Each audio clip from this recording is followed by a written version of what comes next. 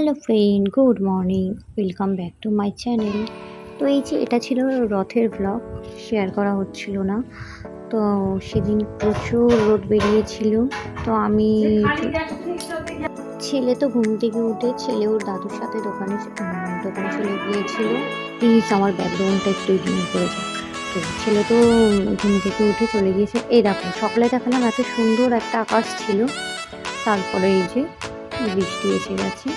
কোনো ব্যাপার না, তাও দেখো কত দর্শনার্থী। ছেলে ওর দাদুর সাথে ওরম ঘুরতে গিয়েছিল, তারপরে আমি তো একা একাই বেরিয়ে গিয়েছিলাম। ওর বাপকে ফোন করলাম যে এরকম ছেলেকে কোথায় আছে, নিয়ে আসে। বললো না, তুমি তোমার মতো ঘুরে নাও, আর ছেলেকে আমি নিয়ে যাবো।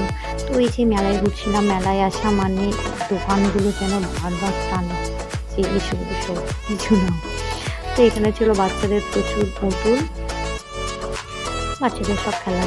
ভালোই হয়েছে ছেলেদের সাথে নিয়ে যায়নি, নিয়ে যেত না হলেও মাথা খারাপ করে দিত একেবারে।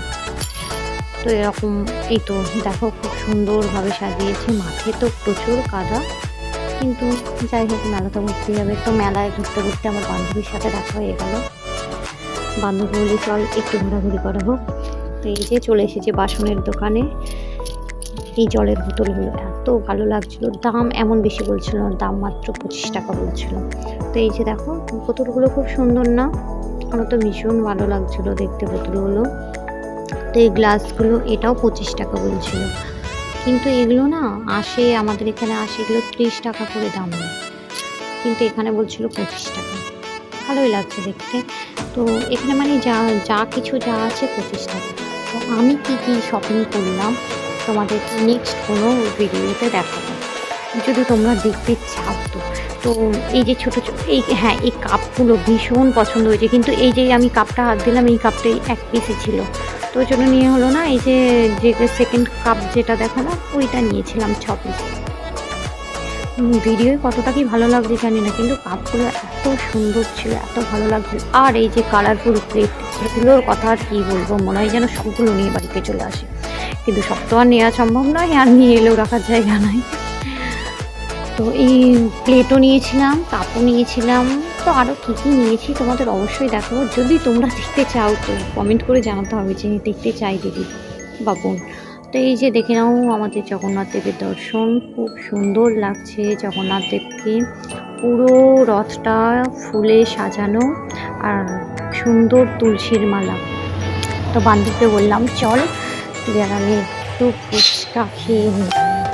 তো বান্ধবী আর আমি একটু ফুচকা খেয়ে নিচ্ছিলাম, খুবই ভালো লাগছিল।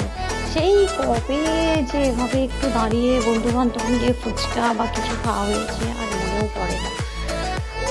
তাই এই যে আমরা একটু ফুচকা খেয়ে নিচ্ছি সুন্দর করে, এরপরে চলে এলাম ঘুগনি খেতে। তো এই যে ফুচকা খাওয়ার পরে আমরা চলে এসেছি এখন ঘুগনি খেতে। দাদা কিন্তু খুব টেস্টি করে ঘুগনিটা বানিয়েছিল, খুব ভালো লাগছিল খেতে। ঘুগনি আমি কিন্তু সচরাচর খাই না, কখনোই খাই না, বান্ধবী বললো খা, তো খাওয়া হলো, খুব সুন্দর ছিল টেস্ট। তো এই যে আমরা ঘুগনি ফুচকা খাওয়া হয়ে গেছে, তারপরে আবার চলে এসেছি একটু মেলা দেখতে। মানে এত ভালো লাগছিল, কোথাও তো তেমন বেরোনো হয় না, তো এই মেলায় এসেছিলাম, মনে হচ্ছে যে না আর একটু ঘুরেই নিই, বাড়ি যেতে আর ইচ্ছে করছিল না। তারপরে নামিয়ে বৃষ্টি হয়েছিল, এত গরম লাগছিল। তারপরে আমরা চলে এলাম, ওর বাবাকে ফোন করলাম যে এরকম ছেলেকে তাহলে নিয়ে বাড়িতে চলে আসি। বললো যে না তোমাকে নিয়ে যেতে হবে না, তুমি মেলা দেখা হয়ে গেলে কি যা কেনাকাটি করার পরে বাড়িতে চলে আসো, আর আমি ওকে নিয়ে যাবো কোনো দোকান বন্ধ করে। তো এরকমটাই কথা হলো। তারপরে বান্ধবী আমি একটু প্রসাদ খেয়ে নিলাম, ওখানে আজকে পায়েস ভোগ দিচ্ছিল। ভগবানের ভোগ মানেই অমৃত, খুব সুন্দর ছিল ভোগটা। আমাদের এখানে কি হয় বলো তো, সোজা রথ থেকে উল্টো রথ পর্যন্ত মাঝের দিয়ে 7-8 দিন, মাঝখানে হরিনাম সংকীর্তন হয়, আর রোজের ডিফারেন্ট ডিফারেন্ট ভোগ দেওয়া হয় জগন্নাথ প্রভুকে। যেমন লুচি, আলুর দম, বা কেউ খিচুড়ি দিল তো খিচুড়ি, পায়েস, বিভিন্ন। আমাদের বাড়ি থেকেও একদিন মানে সমস্ত গিয়েছিল সব ওই খিচুড়ির, ওটা দেওয়া হয় ক্লাবে, এরকম দেওয়া হয়েছিল। আমি হয়তো ঠিকঠাক গুছিয়ে সুন্দর করে কথা বলতে পারছি না, ভুল ত্রুটি হলে একটু ক্ষমা করে দিও। আশা করি তোমাদের ভালোবাসায়, তোমাদের উৎসাহে আস্তে আস্তে জিনিসটা ডেভেলপ হবে। একদিনে তো কোনো কিছুই হয় না। এটা আমি সবসময় বিশ্বাস করি যে একদিনে কোনো কিছু হয় না। কিন্তু একদিন সমস্ত সব কিছু ঠিক হয়। তো আমিও সেই দিনের অপেক্ষায় আছি যখন সব কিছু সুন্দর হবে, ঠিক হবে। তো তোমরা সকলে পাশে থেকো, ভালোবাসা দিও আর এভাবেই সাপোর্ট করে যেও।